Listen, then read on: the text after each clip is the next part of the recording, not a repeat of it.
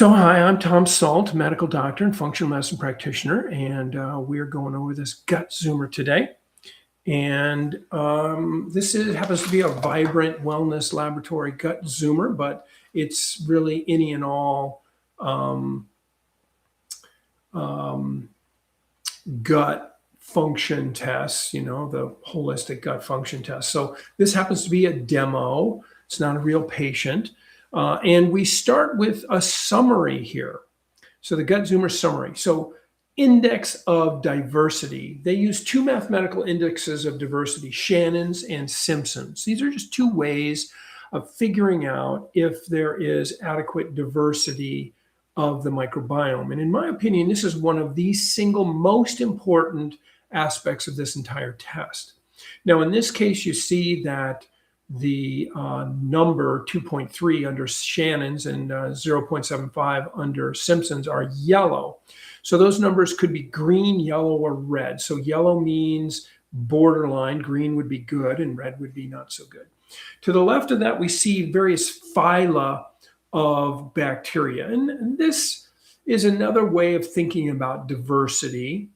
We want to have a wide variety of phyla, but frankly, there are no, in quotations, normals for these. In fact, trying to understand what a normal microbiome becomes very challenging because the microbiome of an Aboriginal person is extremely different from somebody living in modern society. And the microbiome of a farmer is very different from the microbiome of an urban dweller. So normal is a hard concept here. I think diversity is a very important issue. I think other markers are important, such as inflammation and so on, and we'll go through those.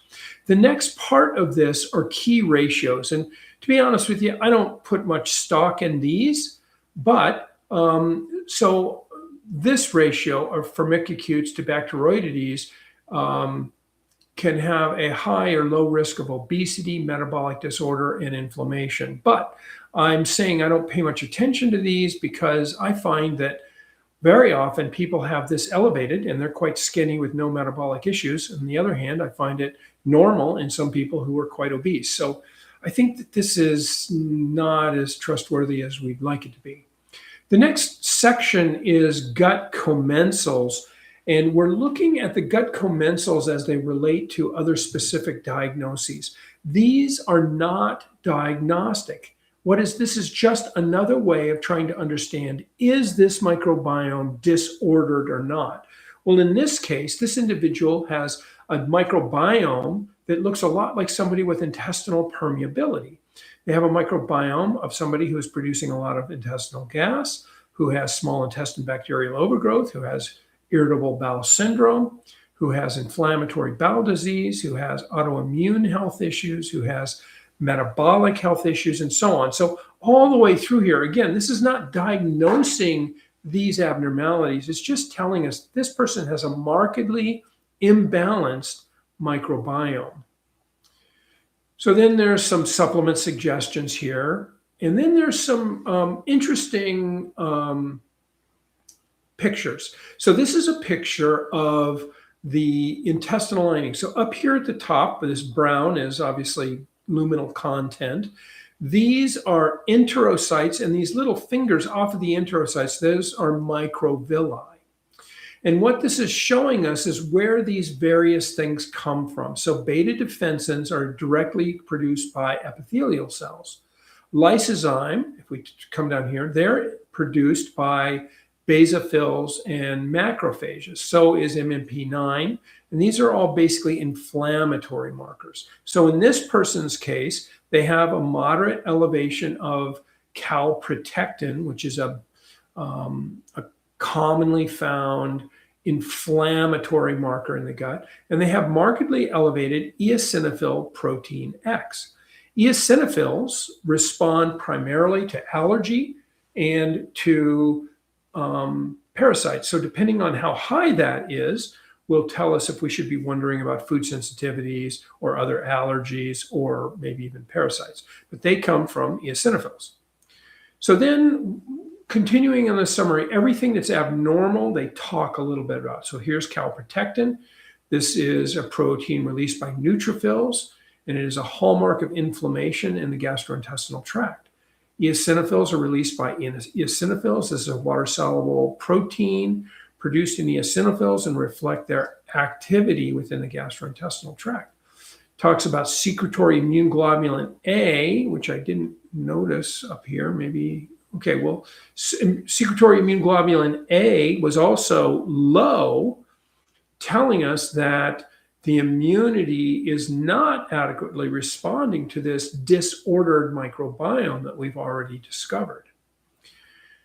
The actin antibody is just barely outside of the normal range, normal being up to 10, and it's 10.3. So actin antibody is a test identifying autoantibodies directed against the F-actin filaments of the cytoskeleton. And then we found total fecal fats were elevated. Again, this is all part of the summary of the test, and this is just a demonstration, and it tells us what that means. Long-chain fatty acids were also elevated. And then another picture showing nutrients in the lumen going to the circulation to the liver, and so on. So one of the things we're wondering about is primary bile acids. Another thing we're wondering about is short-chain fatty acids. And the only one that was abnormal here was butyrate, and we'll talk about that in a moment. It tells a little bit about what butyrate is. So butyrate percent is low, total short-chain fatty acids are low. So we'll see in a moment when we get past the summary that there's a whole series of short-chain fatty acids. The total short-chain fatty acids being low is kind of like the tide being low. So all ships go down with the tide, all ships rise with the tide. And then the percent of butyrate is also low, and that suggests either a substrate problem, meaning not enough of certain kinds of fiber, or more likely the dysbiosis and lack of the bacteria that we're interested in. So then a bunch of information about prebiotic dietary changes and suggested probiotics and suggested nutrients that might be helpful and botanicals that might be helpful and so on. And then we get to the gut pathogens. So you'll notice here, it doesn't say summary here anymore. So we're outside of the summary. And we're going to look at gut pathogens. And in this case, we didn't find any bacterial gut pathogens in either of these columns. So down here, we're looking at protozoal parasites. These are single-celled parasites. We don't see any of these. And then we look at fungi, and we didn't see any fungi in this particular sample. We look at viruses. These are enteric or gut viruses. We didn't find any viruses in this sample.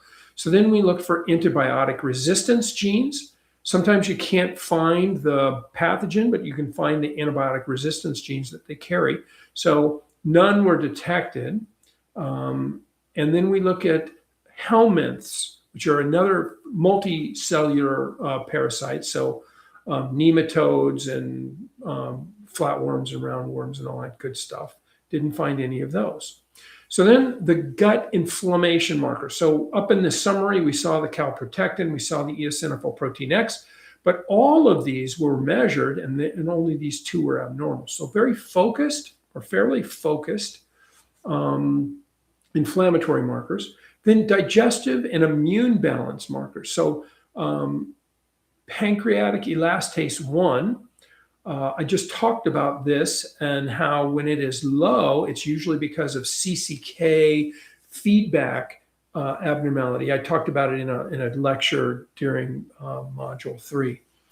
And when it's adequate, I would say this lab says adequate is greater than 200. I would offer that greater than 500 is robust. Greater than 200 just means it's not abnormal. And then we saw secretory immune globulin A was low up in the summary, and here it is again in the full thing. And all of these other markers were normal. So secretory immune globulin A is the dominant immune globulin in the gut. There are no pathogens in this case, but there is significant dysbiosis and diversity loss. So the fact that secretory immune globulin A is low is not expected, and so we have to wonder why that is.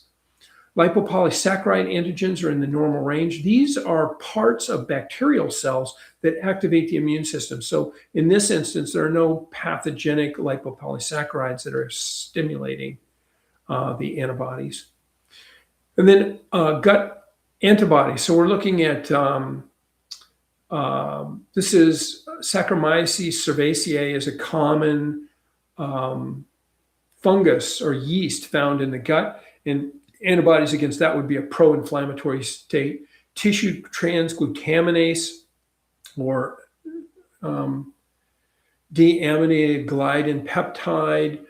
These are all targets within the gut that antibodies could be made against that would cause some inflammation, autoinflammation in the gut. So if any of these are elevated, like this actin antibody that we talked about during the summary, any of these would suggest autoinflammation of the gut and possibly even autoimmunity. So malabsorption markers, meat fibers were not detected, vegetable fibers were not detected, but fats, total fecal fats, and long-chain fatty acids were both elevated.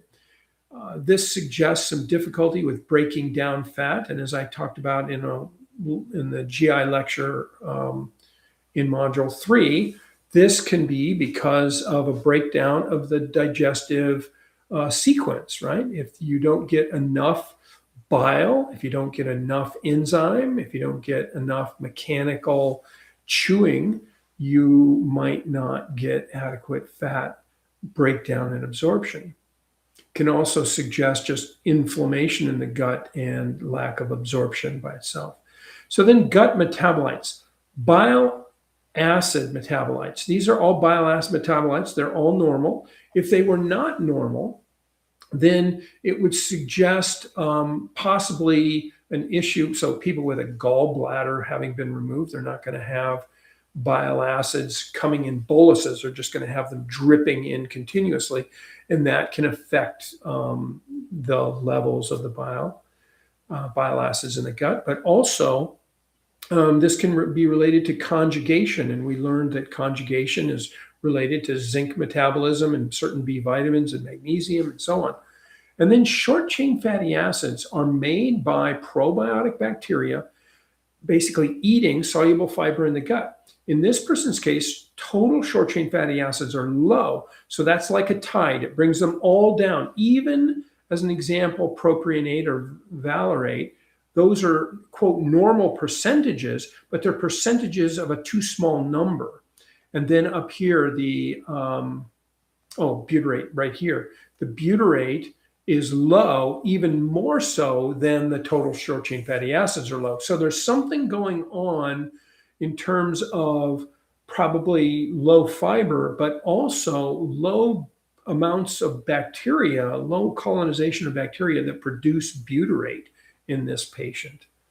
And then estrogen metabolism, beta-glucuronidase, is an enzyme made by certain bacteria. And when that is high, it deconjugates certain toxins, especially estrogen.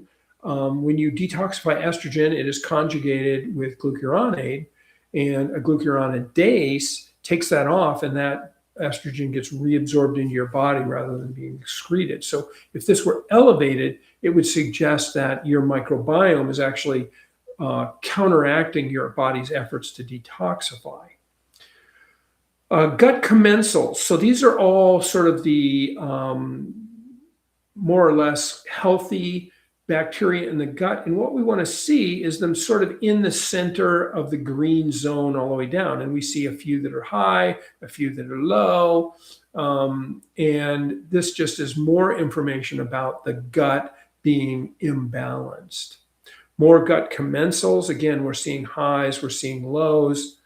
More gut commensals, more highs, more lows, some balanced, some not balanced. Here's some more unbalanced ones. And then some probiotic organisms, we like to see these higher. more probiotic bacteria. We like to see them in the green ranges again. And here's Streptococcus thermophilus, which is low. And that is our entire gut zoomer. And that's really how I look at it. I'm looking primarily at diversity. I'm looking at inflammatory markers. I'm looking at gut health markers such as short chain fatty acids and bile metabolites.